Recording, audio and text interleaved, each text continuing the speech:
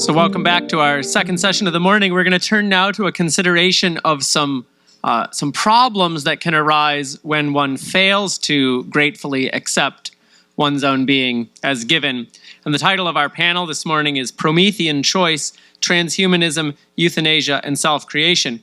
And we're going to first hear from Patrick Lee, who is a professor of philosophy and bioethics here at the Franciscan University of Steubenville. And after that, we'll hear from Matt Shea, who is also a professor of philosophy here at Steubenville and recently received his PhD from St. Louis University. And then finally, we will hear from Amanda Achtman, who is special programs advisor for the Hildebrand Project and an extraordinary witness to personalism in lots of different areas all across Canada and around the world. So great lineup for us this morning. And Pat, you can start. Okay, I'm going to make a few points about the Promethean sort of contrast with the fundamental attitude of gratitude and openness to the unique good of persons. I have to make a note that Dr. Crosby said I might be tired of him repeating himself about the unrepeatability of persons, but I'm going to repeat that, that I'm not tired, that persons, that the uniqueness of the persons, I think, is crucial to this contrast between the Promethean attitude and the grateful attitude. I think the one of the points I want to make is I think we can look at these as sort of different, very metaphysical attitudes, and are tempted, I guess, to say, well, this is a very known, this is someone getting into an attitude of, I will not serve, and I'm going to be my own God, and it can seem a little bit more distance, have a little bit more distance from ourselves than I think we need to be, than it really is. I think we need to see that we can slip into attitudes that move in that direction, and there are kind of everyday temptations for that. J.J. Simpson mentioned one of those yesterday, I think, that where I think we have, all of us, I think, want to be somebody, want to be somebody unique, want to be somebody of value, but then somehow often are doubtful that we are, and then we want to, I think, or there's a temptation to then get into the mode of sort of workaholic, or just saying, okay, I'm going to produce, and I'm going to make works out there that justify my existence. And I think this movement toward really almost becoming totally future-oriented and concentrated on producing and a better future. That sounds like, that's not entirely unattractive. Peter Singer, who's not a completely bad guy, but he's a utilitarian. And when I say Peter Singer, and a lot of people think, okay, he's just a bad guy. He's not just a bad guy. He wrote a book called The Most Good You Can Do, and there's something attractive about that idea that, okay, I should just maximize the good. And I think that utilitarian idea is a temptation for us. It's a temptation for us in one respect, in that it looks like an attractive thing. It looks like, okay, it makes sense. I should do what is good. What am I going to do? Do what is less good? If I have a choice between options, one is going to produce greater good and the other is going to produce lesser good or even evil. Of course I should do the greater. But I think there's this getting into this mode, I think, is very, very harmful, because one of the effects of that idea, the consequentialist or utilitarian idea, that I should maximize the good, I should produce as much good in the long run as possible. One of the implications, I think there are three implications of that are very bad, and that are really challenges to an attitude of gratitude. One implication of that is that, well, then each good, each person, and each intrinsic good of a person is only a part of a larger whole. And so if my ultimate aim in life is to produce the greater good, the great good, and the greatest good in the long run, then your good, you as a person, you as an individual person, are good only conditionally, only contingently. You're not really, in the end, it turns out you're not really intrinsically good. You're good. You are worthwhile only if your good fits in, makes a contribution to the whole. If I get into a situation in which I even need to destroy you in order to produce the greater good in the long run, then the maximization rule, or the consequentialist rule, says that's what I should do. And so that means that each person and each intrinsic good, or what looked like an intrinsic good of a person, is not really intrinsically good. It's only part of a larger whole. And Dr. Crosby, I think, was quite right when he said it's very crucial to see each person is a unique good. When I look over it, I remember I had this inside the son that I'm talking about now is 32, but I remember having this sort of idea when he was about 9 months old, and I looked over at him. I said I was studying consequentialism back then, but I thought, well, gee, if I'm a consequentialist, I have to be ready to kill Brendan if that's what it takes. I have to have a willingness to destroy him if that's what's going to produce the greater good in the long run. And so that changed it. Of course, the idea is that, that means that the consequentialist is saying, okay, if you need to kill one to save 5, then that's what you should do. But that's assuming that the one person's life, once we've destroyed that life, removed that life, is going to be made up for by these other 5. And so it's treating his life as a certain quantity. So goodness or value is looked at as a kind of quantity, a sort of homogeneous quantity that some options bring about more than other options. And so I should choose that option which produces the greater amount of good, the greater amount of value. But the good or the value there is treated as a certain homogeneous quantity that one option will produce more of than the other ones. But then that means that each person and the intrinsic goods of each person is just a certain a certain amount of one homogeneous quantity, and that my aim in life is to produce the greater good, the totality there, and you are only good insofar as you fit in with that, or insofar as you contribute to that. Hence, you get the Marxist, the Marxist idea that, well, to make scrambled eggs, to make an omelet, you have to break some eggs. Well, you might be one of those eggs, or I might be one of those eggs.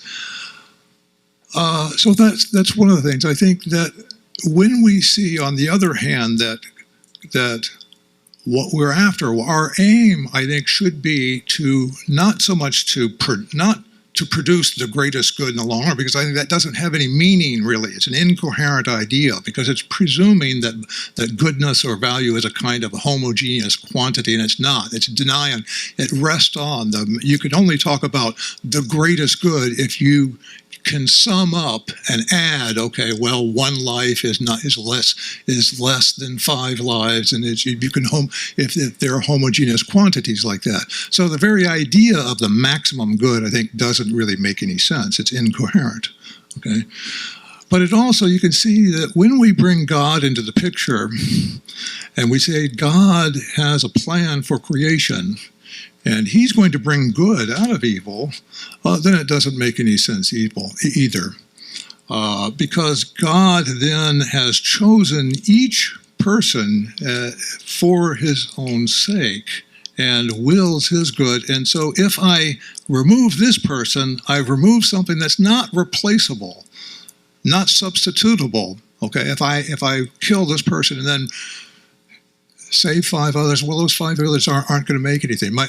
Peter Singer at another conference I was at made the example, and I hope he's changed his mind at this time. But he said, well, he says if a young couple has a baby and they see that the baby is tremendously disabled, and this is going to be a real problem with raising the child. Well, maybe, and then he says, let's call this baby Jane.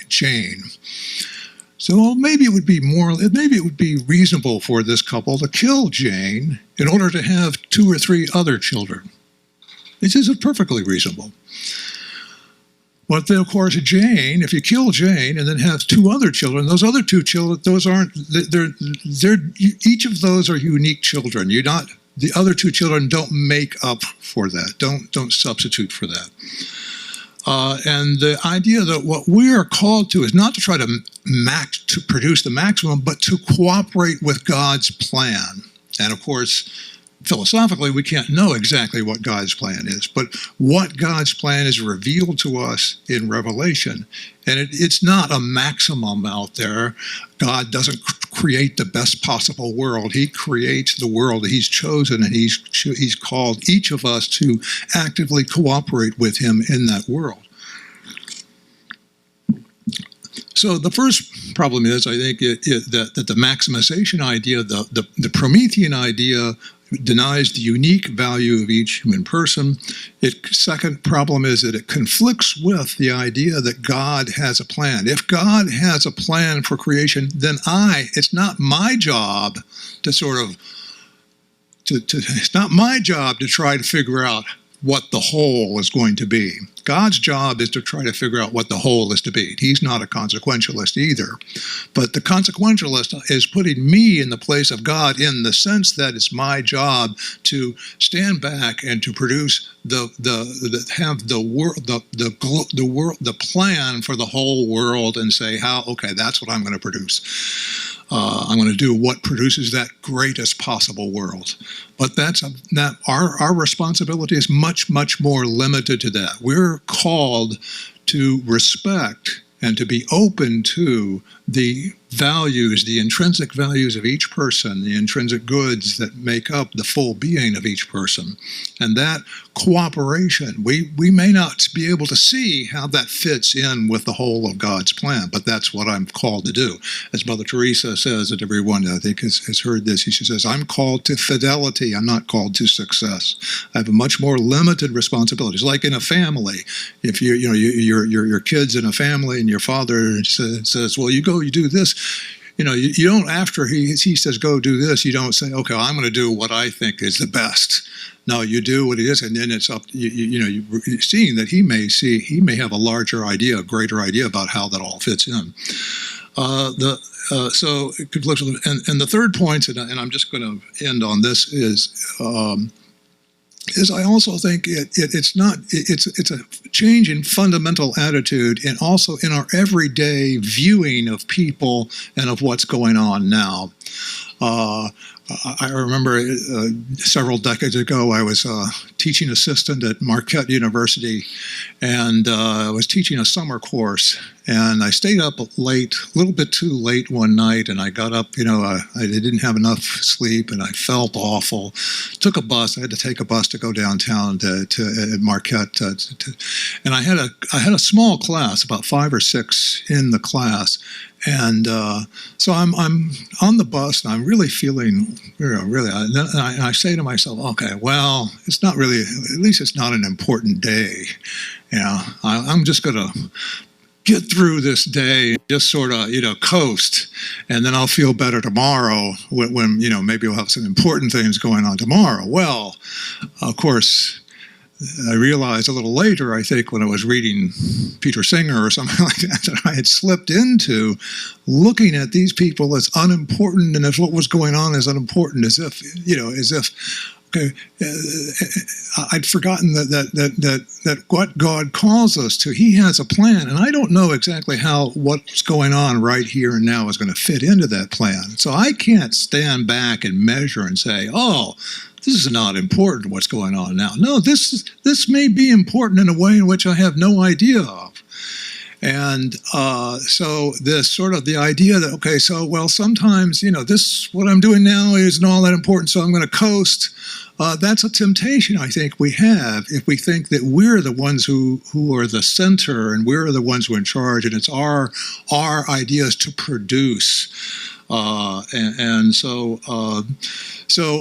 is this contrast, and I think between the fundamental attitude of where I think when I'm grateful to someone and when someone gives me something, it's the very act of giving that initiates a unique relationship. I'm now related to this person. Even if I stop and I ask for directions and the person gives me these directions and I feel this gratitude, that's the initiation of a community between this person and me, and not just me. It was one of many. It wasn't as if, okay, he put the directions on internet or something like that, but he did something for me as a unique person. And that's what's going on in gratitude, and that's moves us to see that we can't just quantify, we can't just aggregate the goodness of the persons, and we have to be open. And it's an attitude of openness to and gratitude toward persons and God's creation and God's plan. That's what we're called to, rather than the Promethean attitude of maximize the good. Okay. All right. Can everybody hear me in the back? There. Closer. Too tall for the mic. All right, I am not as good at this as Pat is, so I'm going to read my comments. I was feeling pretty good about it until he talked about everything being super important, so we'll see. Thank you, Pat. So the title of my comments is What's Good About Being Human? And I want to start with the theme of this session, Promethean choice, transhumanism, euthanasia, and self-creation. What all three of these things have in common, I want to suggest, is a revolt against human nature. Transhumanism, at least some versions of it, seeks to go beyond human nature and transform us into a different kind of being that's capable of a better quality of life. Euthanasia typically seeks to end a human life because its quality is too low to be a life worth living. And the goal of self-creation assumes that my current self isn't good enough and needs to be remade, by me, of course. All three of these things involve a denial of the goodness of being human. The question I want to explore briefly today is, what's wrong with this attitude? Why does human nature matter? And how is this relevant to the movements and debates that we find in bioethics? The answer I'll suggest is this. It matters because our good is based on our human nature. The two central values in human life and the two most important considerations in bioethics, human well-being and human dignity, should both be understood in terms of human nature. So I'll talk about each of these values. The first value found in human life is well-being, which is also called happiness or welfare. It refers to what's good for an individual and how well a life goes for the one living it. Well-being is extremely important for bioethics because the concepts of benefit and harm, best interests, quality of life, beneficence and non-maleficence, and more are all about what's good and bad for people. They all depend on some conception of well-being. Now, philosophers defend competing theories of the nature of well-being and what makes something good for us, and there's debate about this just like everything else in ethics. Some popular answers out there are pleasure and desire satisfaction. I don't have time to argue for a position here, so I'll just assert that in my view, the correct theory is one that's often called perfectionism. Now, I'm a perfectionist in the ordinary sense of like everything has to be perfect. That is not conducive to well-being, and that's not what I'm talking about. So, so don't think perfectionism as a personality trait. That is not good for people, as I've learned the hard way. Perfectionism as a theory of well-being says that what's good for us intrinsically and fundamentally is the fulfillment of human nature, the development and exercise of our natural human capacities, including our physical, intellectual, volitional, social, and emotional powers, and the attainment of their corresponding ends, like life and health, knowledge, friendship, free agency, and beauty. This theory of well-being is prominent in Aristotelian and Thomistic virtue ethics and natural law ethics, and in the Catholic moral tradition. The second major value found in human life is dignity. Now, the term dignity is notoriously ambiguous. It has many meanings, but I'm using it to pick out what can be called personal value. It refers to what is good in an individual, the value of a person himself or herself. The idea here is that a human person possesses an intrinsic value that's different from the value of her well-being, flourishing, happiness, best interests, or quality of life. This concept, too, is crucial for bioethics, where dignity is invoked constantly, often to justify diametrically opposed positions on moral issues, including euthanasia. As with well-being, there are competing theories of the basis and bearers of dignity. Popular ones among philosophers and bioethicists are various versions of personalism, which hold that only some human beings, usually those who are currently able to exercise sophisticated cognitive capacities like reasoning or self-awareness or desire, count as persons who have dignity. I won't get into these arguments now, and again, I'll simply state the view I think is correct, which can properly be called humanism. On this view, all human beings have equal dignity, simply in virtue of being human. That is, in virtue of being rational animals or having a rational nature. Dignity is inherent and inalienable because it's rooted in the kind of thing one is, rather than the kinds of things that one can do. This is the dominant account of human dignity in the natural law and the Catholic moral traditions. Now, the two theories of goodness that I've sketched both make human nature the fundamental standard of value. Perfectionism says that fulfilling our nature is the basis of our well-being, and humanism says that possessing that nature is the basis of our dignity. If these two views are correct, then our humanity has great moral significance. And that's the answer to the question of what's good about being human. Now, I think recognizing the goodness of human nature, the good for us and the good in us, is an occasion for gratitude.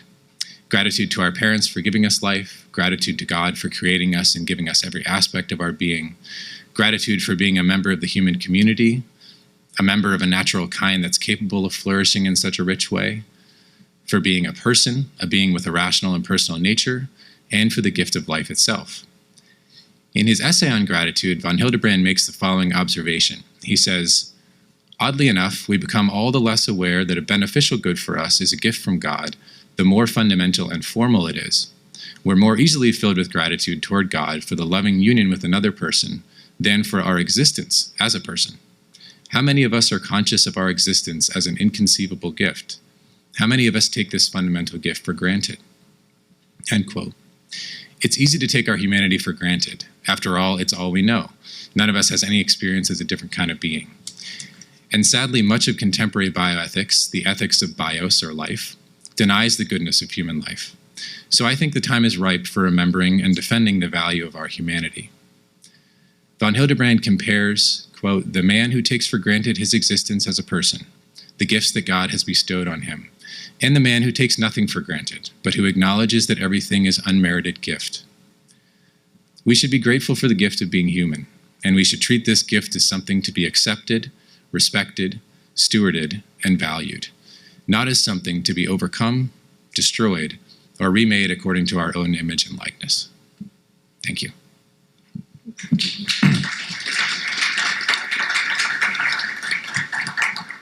All right, thank you. It's a joy to be on this panel with you. Preventing euthanasia and encouraging hope is what I am most passionate about right now. And I think it was probably an early sensitivity to death that led me to this focus. My brother Brandon was born very premature. He only lived for 7 months, and I was only 2 years old when he died. And growing up, my parents really wanted to be sure that we would remember him in our family. So each year, we had cupcakes on the anniversary of his birthday on Earth and his birthday into heaven, and getting to watch home video of his baptism, his funeral, and even a day in the life at the hospital showed me concretely all these lives that he had touched. And so from a young age and from Brandon, I learned that his life had meaning, as each of our lives do, not only because of what we're able to accomplish in them, but because of what God is able to do in and through us as well. Another key influence in my life, personally, has been that of my grandfather. He was a Polish Jew, and he came to Canada in 1937, thankfully. And during my young adult years, he lived with my family from the time he was 89 until he died at age 96. I think that Pope Francis captured so well the value of having my grandfather in my life when he said, "We, the elderly, can remind young, ambitious people that a life without love is arid. We can say to young people who are afraid that anxiety about the future can be beaten. We can teach young people too in love with themselves that there is more joy in giving than in receiving. The words of grandparents have something special for grandchildren, and they know it." After my grandfather died, I moved to Poland and began studying there. And while I was there, my country of Canada legalized euthanasia nationwide in 2016. Legalized for those whose death was deemed reasonably foreseeable. So people who looked like my grandfather had in all of those years that he lived with us. When I was in Poland, a lot of people asked me, "What are you going to do with a degree in John Paul II studies?" And I usually answered, "Hopefully, I will humanize the culture." When I returned to Canada, I began working with a pro-life Christian member of parliament. And in that time, the Liberal government began trying to expand euthanasia on the basis of disability and mental illness. We put out a call for stories asking people how this legislation would affect them and their loved ones personally. And our parliamentary office started to feel like a crisis office as hundreds of stories poured in, begging us and imploring us not to allow this expansion to those who are most vulnerable in their lives. Well, now Canada has become the euthanasia capital of the world. Since legalization, more than 30,000 people have been killed by doctors and nurses in our hospitals. But to take a personalist approach and riff off of a quotation by a Holocaust survivor, it's not that 30,000 Canadians have been killed, but that one Canadian was killed 30,000 times over. The number one reason that Canadians are giving when Canadians expressly cite a reason for requesting euthanasia is a loss of the ability to participate in the activities that make life meaningful. That is the most cited reason for those who actually are actively requesting euthanasia. But there are many reasons for the requests, and there is also extensive testimony to date of those who are elderly, living with disabilities, are veterans suffering PTSD, and others experiencing poverty and homelessness, all of whom have already been facing coercive pressure to be euthanized. Now, this concerns all of us because those at the moment of greatest need and of greatest vulnerability are expecting something from us. When my friends and fellow citizens are speaking about being abandoned, I hear Jesus' voice almost with a quiver in it when he asked his friends, "Do you also wish to go away?" It's as though we are being asked, "Are you going to leave me when I reveal myself to you? Or, if you really knew me, might you betray me?" So what is it to have compassion for Jesus when he asks his friends if they're going to leave? Consider for a moment his question not coming from a sovereign posture of confidence, but from our incarnate God's willingness to subject his own human relationships and human respect to the precariousness to which our relationships and respect are also subject. Human acceptance is fragile, and even Jesus let himself feel that. Now, a Canadian woman with disabilities got very sick and could no longer work, and she testified before our Senate about what happened after she was abandoned by her partner. I'm going to read some excerpt from her Senate testimony in which she said, "And now he was leaving, and I was homeless. It was at that moment, while I was sobbing, that the hospital sent someone in to console me. They had heard the news, and she was very sorry. She patted me and passed me a tissue and said I'd been through so much and deserved a rest. Then she produced a DNR. When I refused, we went back and forth until the charade of concern was dropped, and she shouted, 'I don't even understand why you would want to go on living.' The agony in the hospital, the agony in the garden. At the height of his agony, Jesus finds the people on whom he should be able to reasonably expect to trust sleeping. Not just once, but 3 times. So maybe they had disciple burnout or something. So Jesus gets fatigued by their abandonment, as understandably many of the people in our lives who we love do too when they feel that we have given up on them, maybe even again and again. Now, this past weekend, I had the wonderful experience of facilitating a bioethics symposium in Canada, and one of our faculty members who has bipolar shared with us that what she most needed to hear in the darkest period was for someone to say to her, "Thank you for staying alive, because I see it's really hard for you." Another faculty member who's been a psychiatrist for the past 20 years said that he has talked to thousands of people over the years, and that what got them through was the factor of having at least one person in their life who said to them, maybe with more than words, but maybe also with words, "I am never going away." Well, God knew that we all needed to hear that. So Christ says, "And remember, I am with you always till the end of the age." So my encouragement to all of you is to find the person in your life who most needs to hear it from you, that you are glad that they are here.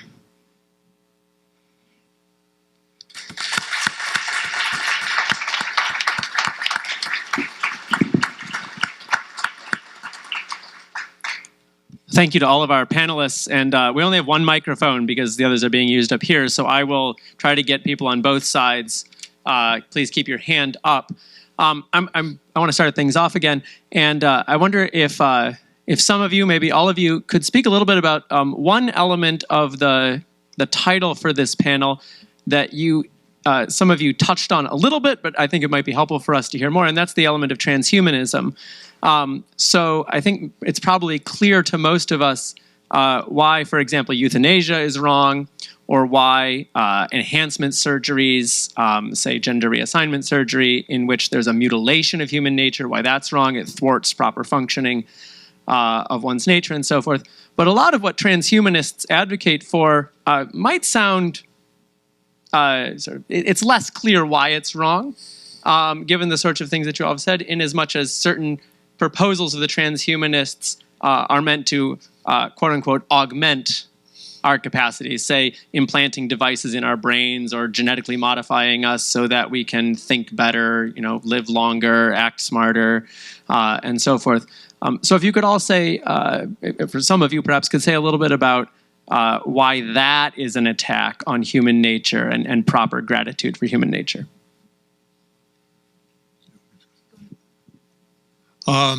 Well, I mean, I think the term trans, I didn't go after that term because I think it's it's used in many different senses. Transhumanism trying to augment human nature. I think if it's a true, if we really stick to what that means. If it's a true augmentation of human nature, I don't see it as a bad thing. I think where the proposals are to be faulted are where it does involve some deterioration, some destruction, some rejection of what's positive. If you're going to add to I think human nature has to do with what we, in terms of the kind of being we are, oriented to the kinds of basic capacities that we have given the kind of thing that we are. In one sense, you, at least by our actions alone, we're not going to get beyond that, because what we can do in terms of, in virtue of our human nature, is limited by what we have the capacity for. So, but of course, then with grace, there is a kind of there's supernatural, and that's a good thing. So I guess I think you have to take it proposal by proposal, genetic engineering, augmentation of memory, which I don't think that's I don't see that as intrinsically wrong.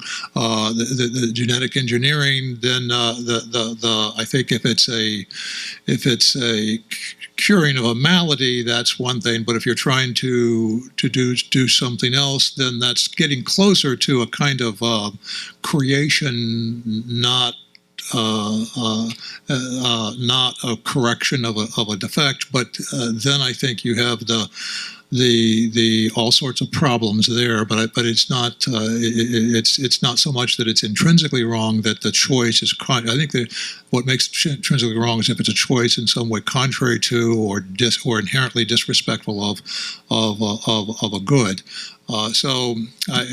Sorry, that's a little more complicated answer than what was probably expected. So, go ahead. Yeah, I agree with Pat. So I think transhumanism, the term, is very ambiguous. It covers a lot of things, so we have to take it on a case-by-case basis in terms of moral evaluation. In addition to what Pat said, so I agree. I don't think we can just blanket say it's all intrinsically wrong, everything that goes under the umbrella, especially on the kind of view of what's good for people that I suggested. Anything that would fulfill a capacity or actually help the development or proper functioning of a human capacity would, on my view, be good for us. So some things could be called enhancements, right? Doing exercises to improve your memory, using a hearing aid, wearing contacts, right? These all enhance our capacities so they function better. The fact that they're artificial, right? Contacts are artificial rather than a natural thing doesn't make them wrong, right? So it's not the artificialness that's the wrong-making feature of this. The things that would make it wrong, I think, in addition to what Pat mentioned, would be two things. If you take it literally and they're trying to go beyond humanity to change a human being into some other kind of being that's better.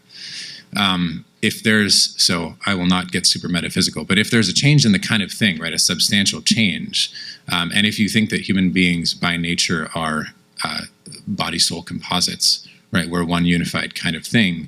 If you change it into something else, you have to destroy the original substance, right? You destroy the person, you make them into a new being. It's not that they remain the same across the transhumanist transformation. You destroy person A to bring about a better non-human being B. So you're killing an intrinsically valuable person. So that's obviously wrong. The other thing I think is an attitude of commodifying human beings that's present here. And this is a worry that also applies to a lot of artificial reproductive technologies, is that it tends to treat and to view human beings as things to be manipulated according to our will and our desires. Things like genetic engineering, right, I think are really problematic in that respect. So a lot of these things I think would be wrong for that reason too, the attitude of commodifying something that is not a thing but a person. I don't have anything specifically to elaborate that. Jim? Thank you for this very interesting panel. It strikes me that you've all given very different remarks on very different themes, although they're all linked together by this notion of the Promethean. And I wonder if we might explore the nature of that connection between the three different papers in another way. It strikes me that another common theme that ran throughout all three papers is a theme of alienation. Amanda, you commented on how one of the main reasons often given by people requesting euthanasia is the feeling of no longer being able to participate in the activities that seem to make life worth living. So that is, they're alienated from these abilities to participate in whether it's community or hobbies or these sorts of things.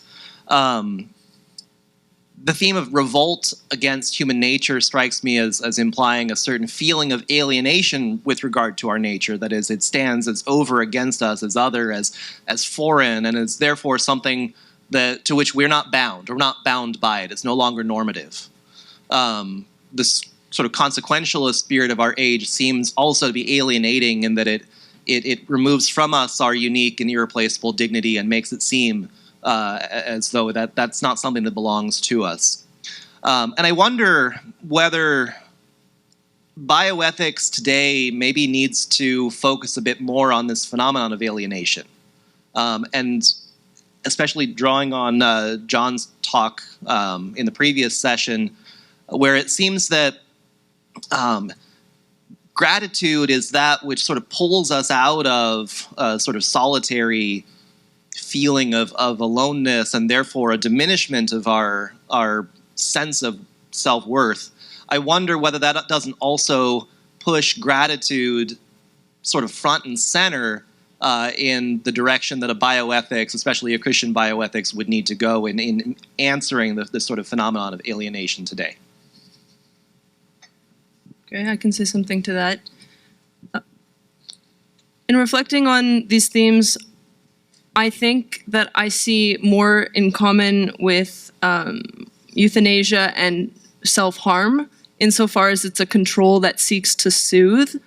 And for those for whom there is such a lack of control, whether that be a matter of decadence or poverty, poor relationships or no relationships.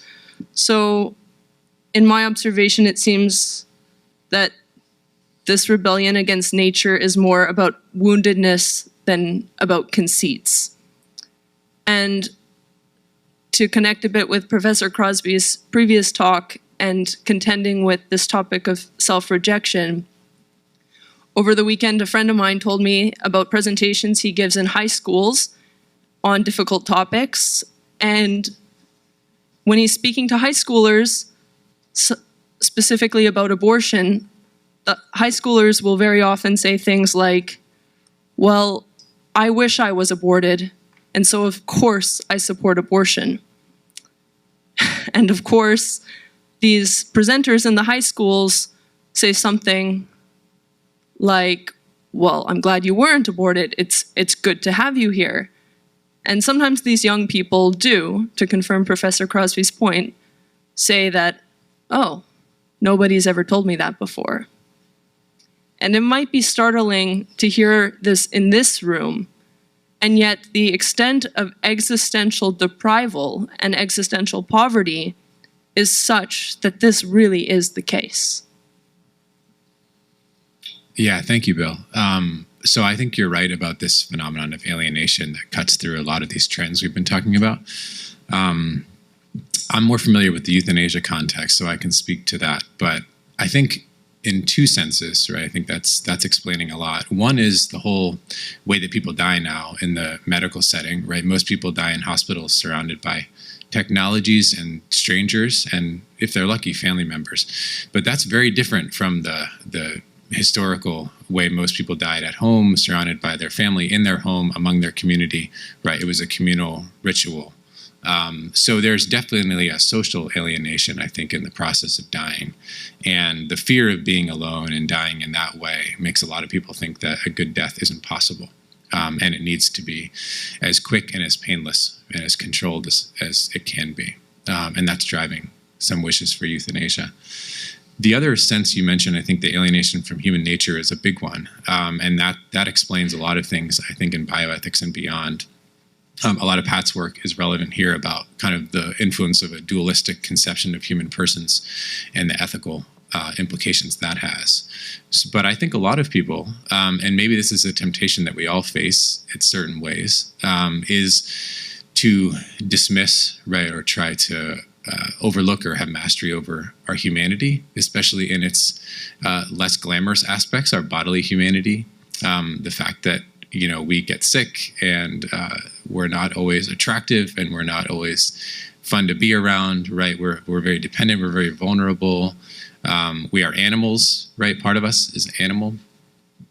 We don't like that, right? The kind of contemporary autonomous self doesn't like that, right?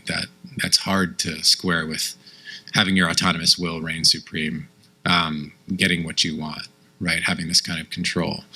So our humanity tends to be an obstacle to be overcome, right? Rather than something to be embraced.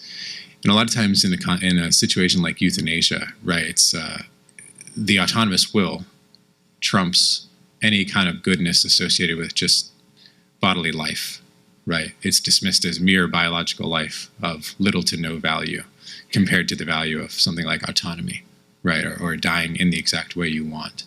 So I think a lot of that is mixed up with the things we're talking about.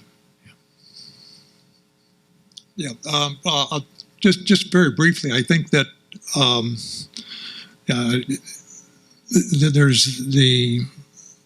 there's almost like with the Promethean attitude, I think, or utilitarian consequentialist attitude, I think is very future oriented. I mean, in a sense, like, okay, so what we're after is some future state of the world. And so this is why I think when we talk about these attitudes, gratitude, admiration, respect, that's not just future oriented. We're not just trying to get from point A to point B. If all I'm concentrating on is getting from point A to point B, then I think the next step is to kind of think, okay, well, maybe what makes me valuable is that I'm able to make some contribution there. And I think we need to get back to this and make the basic norm for Christian ethics is love God and love my neighbor as myself. And so these persons, it's the persons that I'm willing the good to. And as long as that person is there, then I ought not to respond to the person as if this person is not in himself or herself good. And I think that's the root of the euthanasia thing. That with the euthanasia debate is the pro-euthanasia positions when I say, well, I get to a point where life is not worth living. I decide when life is not worth living, but it's not a question of decision. It's a question of apprehension. Is this unique individual life worthwhile? If it is, then I ought not to destroy it. If it is, I ought to will good to it. I ought to go there and live in the present with that person. Holding the hand of the person is probably needs to be done to kind of communicate that affirmation, I think. Hi, my name is Samuel, and my question is for any of you. I was interested that the topics of euthanasia and transhumanism would be combined in one panel discussion because they seem to me to be accomplishing opposite things. One is the ending of human life, and the other, in its most extreme, is the extension onto infinity of human life, like this what if we could be immortals question. And I'm reminded of Thomas Aquinas's read of why people commit suicide, that they don't hate themselves, but they hate who they think they are. And I wonder if these are symptoms, transhumanism and euthanasia, of some like more core problem. And Dr. Shea, I think you kind of started to answer that as you talked about the will reigning supreme and not our whole nature. But if you were able to offer any insight to, how these things might inform each other and maybe even be different parts of the same problem. Yeah, no, I like trying to link them together, and I can relate to the challenge of doing that because on the face of it, they are very different. The thought I had, right, was just this denial of human goodness, of the goodness of humanity in different respects. But there's more to it than that. I think there's a couple kind of major fundamental moral assumptions, right? Substantive, very loaded moral views that are going on in a lot of these things. And Pat got at one of them. So I think the subjectivism about well-being, right, is a big one. From my experience working as a medical ethicist, the two things, maybe the three things that I came away with thinking, and this was maybe not universalized, right? I was working in California, so take that for what it's worth. What's good for us is subjective, right? It's totally dependent on our beliefs or desires or pleasures, right? That's what makes things good for us, which is obviously can be person relative. Life itself, right, just mere existence or bodily life has no intrinsic value, and autonomy reigns supreme, despite protestations otherwise. That's how it works, as a matter of fact. When you put those three things together, I think it explains a lot. It explains euthanasia, it explains transhumanism, it explains a whole host of things, right? It seems to me those are the dominant views in our culture, certainly in medicine, probably among most professional bioethicists, right? But usually they're not articulated in their clear form, as I try to do, right? And probably do excessively because philosophers are too abstract. But they're under the surface, right? These are assumptions that people just imbibe from all sorts of ways. And I think a lot of them are just the ways we interact with each other, right? As Amanda was saying, the ways of talking to each other.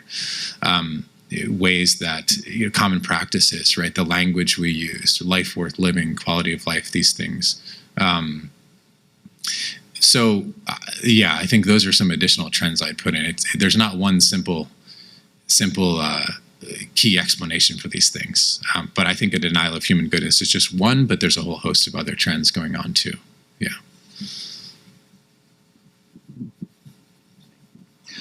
My name is Jim Beauregard. I'm a neuropsychologist and work in bioethics. And the area I publish in is in neuroethics. And I'd be interested in hearing kind of your thoughts about this. I just came here from a conference called the Christian Stake in Bioethics and did some talking about neuroenhancement. But one thing I find that has to be contended with is the cultural power of neuroscience. And as I've heard the three of you talking about the Promethean attitudes, what I'm thinking is that there's a Promethean attitude that manifests itself first in reductionism, in the reduction of the human person, and in the neuro world, a reduction to functionalism, where it's not even that brain equals person, but that a certain measure of brain function equals personhood. And so at the beginning of life, if you don't have a brain, you're not a person, and therefore you are just raw material for use. At the end of life, if someone has dementia or along the way any kind of a brain injury, if your brain function falls beneath a certain level, you're no longer a person, which then makes euthanasia look easy. I guess part of my question in all of this is, what can we as personalists do about combating that cultural power of neuroscience and sort of pushing back against that? Because it's reductionist from the get-go, and it has enormous kind of cultural power. You look at neuroscience in the media and the things that are getting said there are lots of assumptions made about persons that people just sort of accept because it's a neuroscientist who's saying it. Mm-hmm. Well, okay, let me bite off a little bit of that to chew on, and then pass it along. I think one of the key things about this, about neurological activity and the person, is I think that when we're talking about a human person, we're talking about a person. Actually, a person is the kind of being, is a individual who has a rational nature. That's the traditional definition of it. Or these is that the Boethian definition: individual substance of a rational nature. So now that doesn't. So I think to start with that, okay, we're talking about a type of being. Now that being may not be at its fullness at every stage of its existence, of his or her existence. So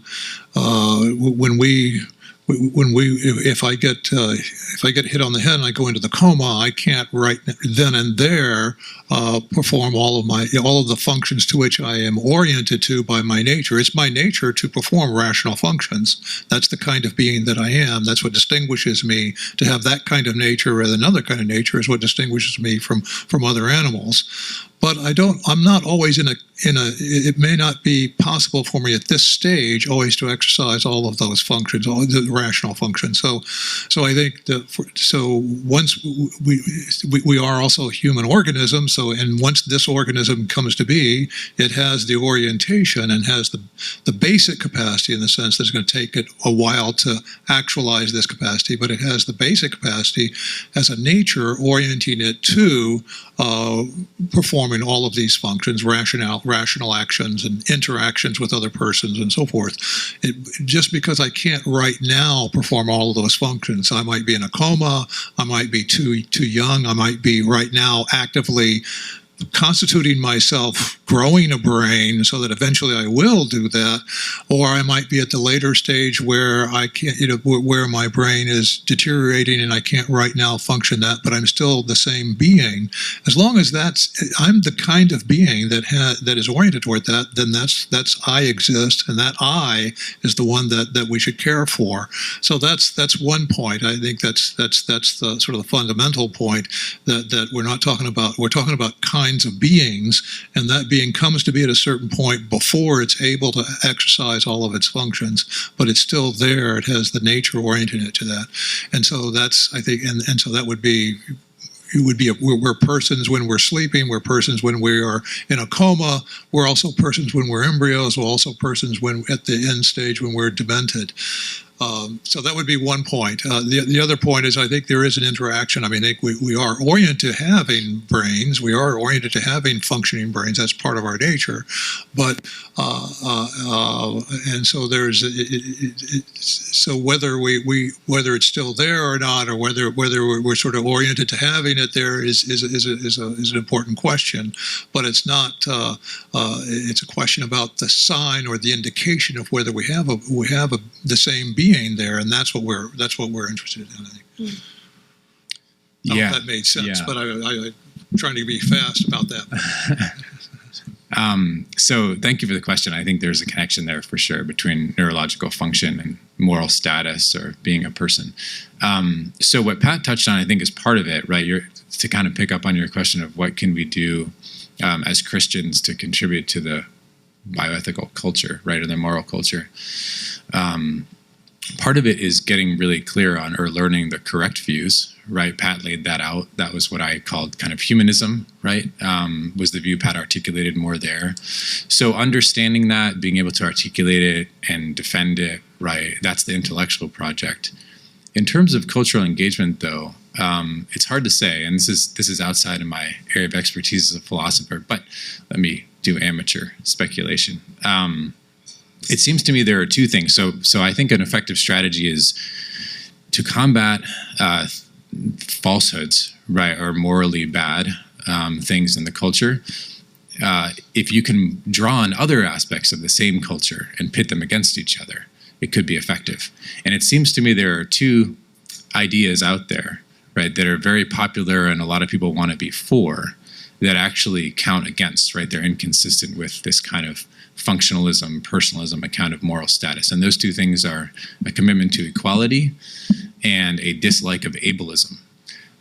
So one of the best arguments against any view that makes personhood or moral status or intrinsic value and dignity based on your presently exercisable capacities or the functions you can perform is that there's no plausible way to maintain that all human beings are morally equal.